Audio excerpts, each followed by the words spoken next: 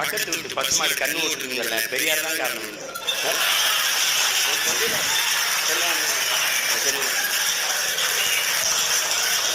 அந்த அம்மாவுக்கு ஒரே பிரசவத்துல 4 குழந்தையாங்க. பெரியார் தான். எங்க ஐயா சொன்ன மாதிரி நம்மளமா அம்மனமா தெரிஞ்ச மாதிரி அவன் தான் நமக்கு கோமணம் கட்டிக்கிட்ட மாதிரி.